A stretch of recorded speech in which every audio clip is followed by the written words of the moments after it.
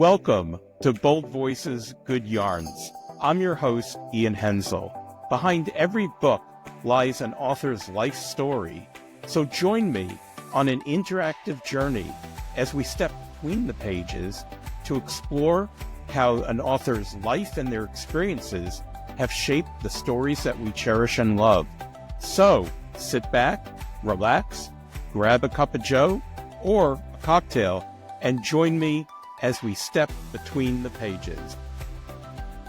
Welcome to Bold Voices, Good Yarns. I'm your host, Ian Henzel. In Bold Voices, Good Yarns, we step between the pages to look at authors' lives and their experiences and how that shapes the stories we love. And I'm very excited today because our guest is Jerry Wheeler. Thank you for being here, Jerry. And Jerry's new book is called Mercedes General, and it's a series of linked stories that follows the lives of a writer, Ken Mortensen, and his husband, who's an architect, Spencer. And it goes through how they negotiate from their first meeting as boys to later in their lives. And there'll be links in the show notes where you can go and explore Mercedes General and more of Jerry's works. So thanks, Jerry, for being here. Thank you. I appreciate the opportunity. It's nice to see you. So let's jump between your. It's good to see you. Let's jump between your pages, Jerry. Okay. Are you feeling like an open book today? Always. So you grew up in a suburb of Detroit, I understand.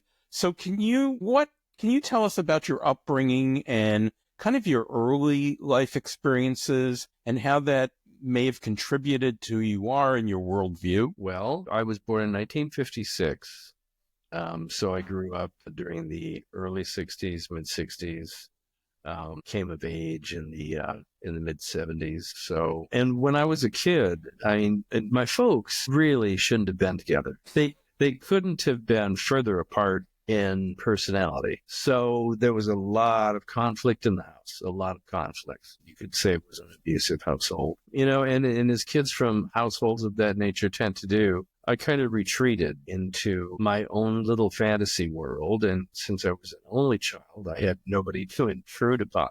So, it was me and it was the television for the longest time. My folks worked also when I was growing up. So I spent a lot of time at my maternal grandmother's house, and she was an invalid, kind of ruled by the TV set. So we would watch her soap operas during the day. I learned to love old movies from my grandmother and my maiden aunt, who also lived with her. And it was a very interesting, quiet upbringing. I was not a rambunctious child. So do you think that fantasy world of television was an influence on you? Would you say Definitely. You lived in your head? Definitely. You can, I can spot the influences, the television influences, especially in my life. I used to say, and I still say, that my sense of humor comes directly from the old Dick Van Dyke Show. Okay.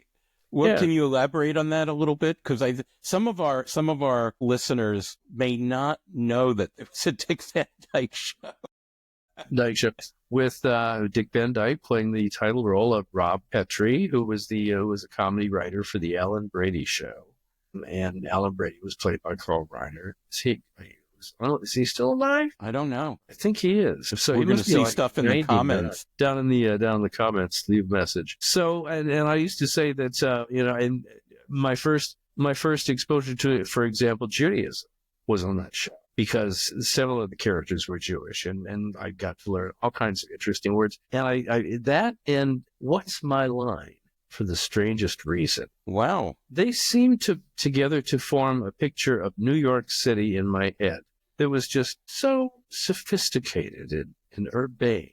Those were knowledgeable, intelligent people with senses of humor. Totally unlike the racist garbage I got home. Well, how do you think all that would you say that was the biggest influence on your writing, or were books and authors an Both, influence actually, on your because writing? I started out with TV, but then I graduated very quickly to books. TV was always there because it was always on. It was always easy. Books, you had to go to the library. Books were a little bit more of a process. And when I learned to ride my bike, I finally figured out how to get to the library, and that opened up a totally different world for me. I wrote about that extensively in my short story collection. The introduction was all about me and Edgar Allan Poe. So when I was about 9 or 10, I think, I found through the Scholastic Book Club. Remember those? I remember that. I found a book of abridged Poe short stories, and I fell in love with it. I carried it around the cover fell off. I carried it around for months. And then I saved up my allowance, and I actually set away to Doubleday to get a complete Tales and Poems of Edgar Allan Poe. But these were not abridged. These were a little more complicated. I read the first one, and I was like, I don't get it. I don't understand. Somebody took the story that I loved and they put all this stuff on top of it. I don't understand. So I decided that I was going to piece this together.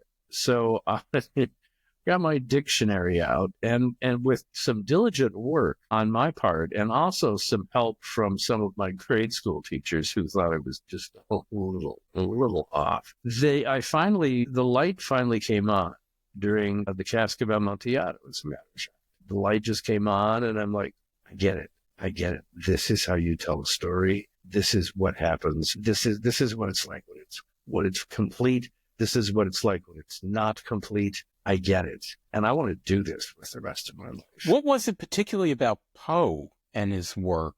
He's a lunatic. He walled people up. I mean, how could you not like, I mean, in Bernice, I mean, he collected a set of a woman's teeth. I mean, how could you not? Doesn't everyone? Not on my block. But yeah, it was the lurid, gruesome kind of aspect. I mean, vividly remember when I was in grade school imitating Edgar Allan Poe, and there was this haunted house story I wrote, and there was a head in the oven, which is the best place for heads. Well, not.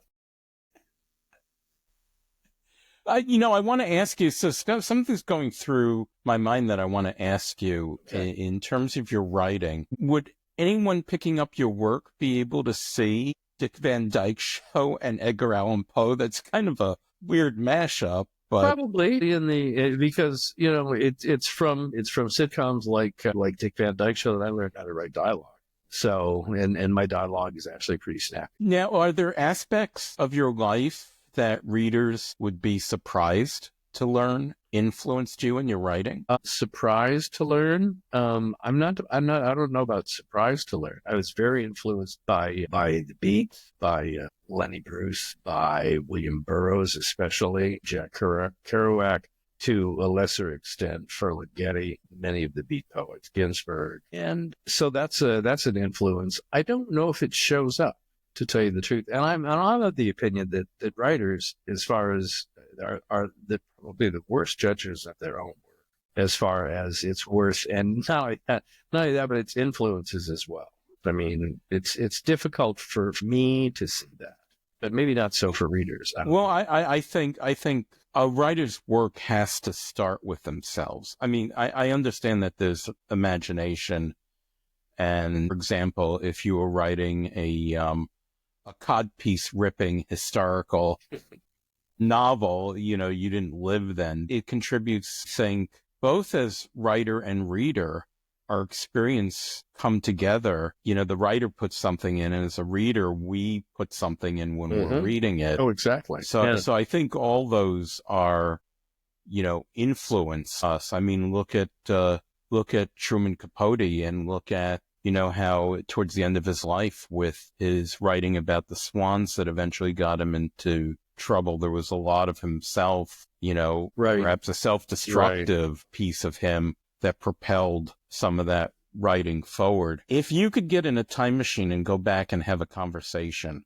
with your younger self, what would you tell your younger self? What age would you go back to talk to yourself? That's a really good question. I probably would go back to, I don't really have an answer to that. And the reason that I don't have an answer to that is because most people's answers to that are going to be something like, I wish I could go back and tell myself not to worry at that age about being gay. It'll all come together. It'll all be all right. And as a kid, I was very, very settled. I, knew who I was and what I was from an extremely early age. And my reaction to that was to go to the library and do research, which is what I did. I looked up everything I could on homosexuality. And I finally, when I started reading all of the sources, I finally did all my research and came to the conclusion that it was perfectly fine. There was nothing wrong with me. There was nothing wrong with what I was. So you didn't have the same conflict that maybe others No, might have had. I had the same difficulties that others have with hiding. But just because I knew it and just because I was able to admit it to myself doesn't mean that I was ready to admit it to everybody else. My feeling was, okay, you are this. You are this. You're not one of these over here. You're one of these over here. These over here are not looked upon as favorably as those ones over here. So what you really just need to do is keep your head down and keep your mouth quiet until you're out on your own. And then you can do whatever you want to do. It's interesting that you went to the library and you sought information, that you decided to get information external to what you were hearing from people around you, from society. So I think that's quite surprising. Well, that's because, those are, again, the lessons that you learn at home. I mean, my dad was obviously wrong about Black people. He was obviously wrong about so many other things. So why should I consider that his opinion of what I was going to be too much different? He's probably wrong about that too. I mean, and certainly he was. It's interesting. I remember going to the library and reading books about homosexuality. So we have that in common. But I remember one very harmful book called Growing Up Straight, which was a guidebook for parents of how to raise a straight child. And this was probably around 1971, 72. Very different era, I think, for our younger listeners, where you can go find books that are supportive and, identity supporting.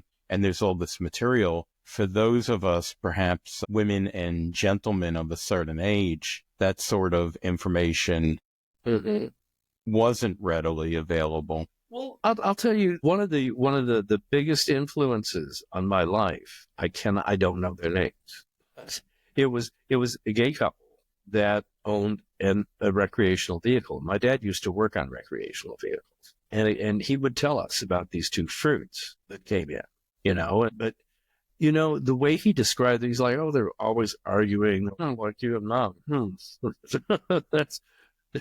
That's not quite all that different. That made me think. I'm like, okay, so if what I am is supposed to be so bad as some of the books that I've read tell me, then what's up with these guys? I mean, they make enough money to buy a recreational vehicle. They're a couple.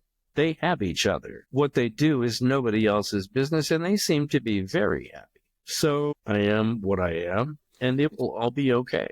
It sounds very inner-directed. That there's good and bad, but some of us are externally directed, some of us are internally directed. Very inner-directed as a child. Very inner-directed because I was an only child. Interesting. I want to do a pivot now, and it's the question that I think some of our guests love, some of our guests run away screaming. But if you could live in a book or a story, what would it be? Now, you may like The Telltale Heart or The Pit and the Pendulum by Poe, but you might not want to live, or maybe you do want to live there. I'm really not sure I want to live during the Spanish. What book would you like to live in? Actually, I would go with Middle Earth. It would be the Tolkien books. Really? Okay. Yeah, because those were those were very influential for me in many respects. And they basically like codified fantasy. Those were incredible books. And the world, when I first found it, I had such a distinct vision of what that world looked like that I was never, ever satisfied with any of the other productions that I'd seen. None of them. None of them could even hold a candle to what I had in my head until the Peter Jackson movies came out. And I said, oh, that's it. We are operating out of the same head here. Now, do you see yourself being a hobbit, a dwarf, an elf, or a man? Oh, see, when you go there. Well, I used to play Dungeons and Dragons, so I've been all of them.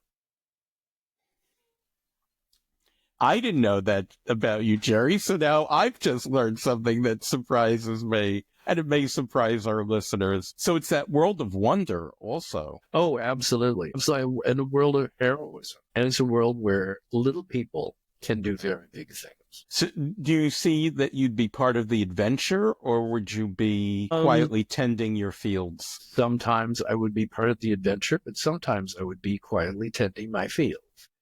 Excellent. Excellent. Well, Jerry, on that note, being the adventurer and the farmer, I want to thank you for being on Bold Voices, Good Yarns. And I want to encourage everyone to subscribe and follow us. If you could hold up your book again, Jerry.